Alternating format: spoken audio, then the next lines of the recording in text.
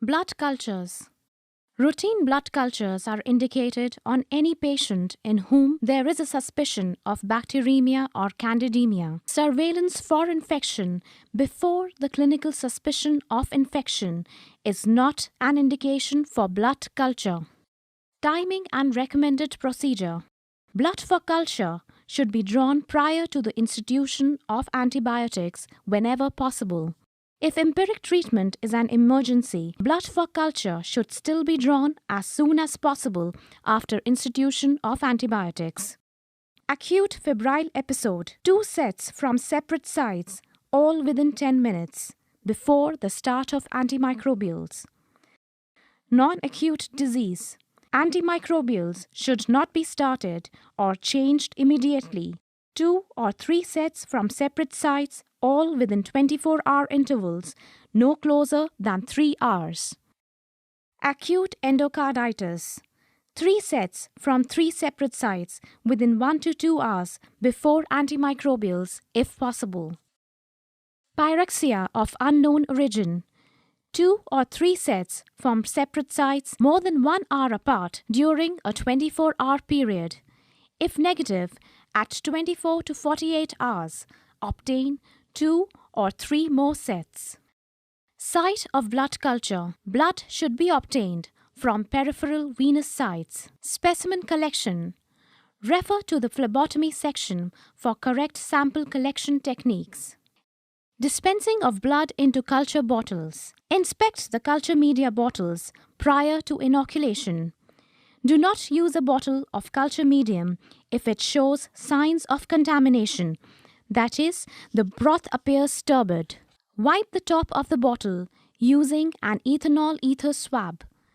Using a sterile syringe and needle, withdraw about 20 milliliters of blood from an adult or about 5 milliliters from a young child. Insert the needle through the rubber liner of the bottle cap and dispense 10 to 15 milliliters of blood into the diphasic culture medium bottle containing 25 milliliters of broth. When also culturing for anaerobes, dispense about 5 milliliters of blood into the thioglycolate culture medium containing 50 milliliters of broth. Using a fresh ethanol ether swab, wipe the top of each culture bottle. Mix the blood with the broth and do not allow it to clot, as any bacteria, if present, will become trapped in the clot. Label each bottle with the name and number of the patient and the date and time of collection. As soon as possible, incubate the inoculated media. Number of blood cultures. Because microorganisms might be present in the blood continuously in some diseases and intermittently in others. To increase the chances of isolating a pathogen, it is usually recommended that at least 2 to 3 specimens of blood collected at different times should be cultured. The blood specimens collected should be spaced an hour apart from separate venipuncture sites using separate needles and syringes.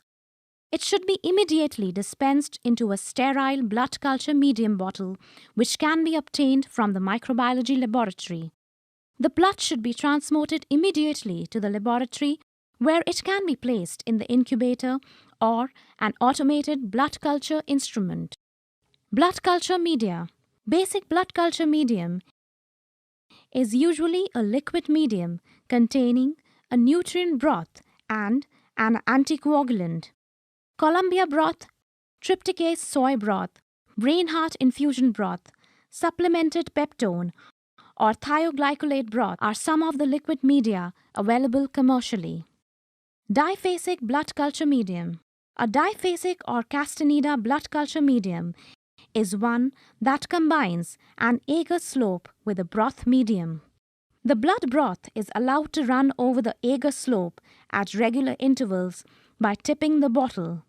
Microbial growth can be indicated by colonies appearing on the slope beginning at the broth-agar interface.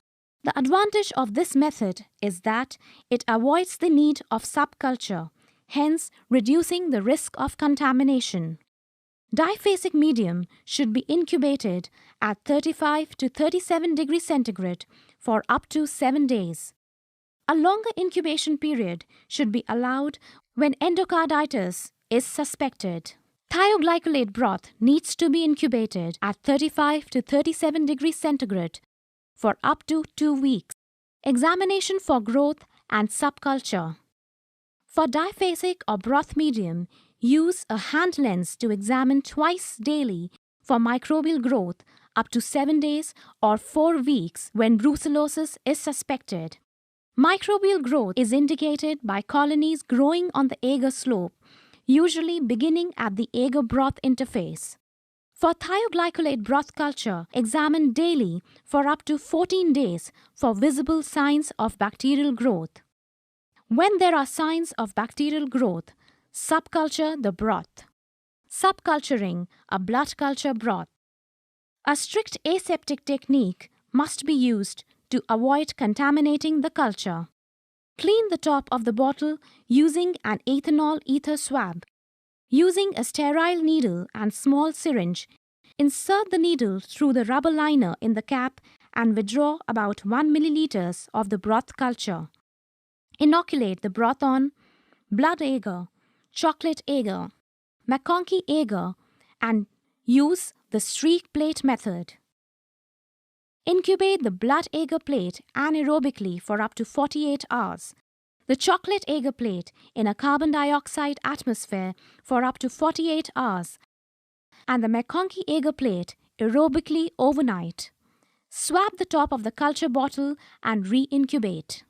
Contamination of blood cultures. Contamination can occur when an aseptic technique is not used at the time of blood collection or at a later stage while subculturing.